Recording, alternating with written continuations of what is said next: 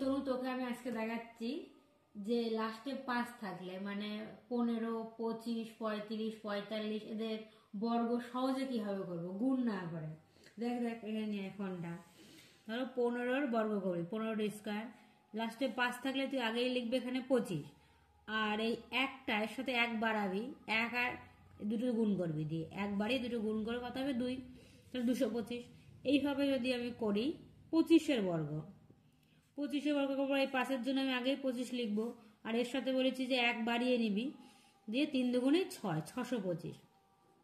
এবার আসছে 35-এর বর্গ যদি আমরা করি, তখন কি হবে, 5-এর জন্য তো আগে আমি 25 লিখবো, আর 3-এর সঙ্গে শুধু 1 বাড়িয়ে নিয়ে গুণ করবো, 3 4 12, 1225। এইভাবে আমরা 45-এরও করতে পারবো, 45-এর স্কোয়ার।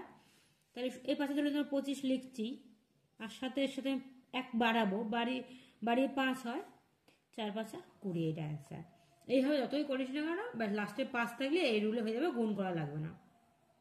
ঠিক আছে, ব্যাস এইটুকুই।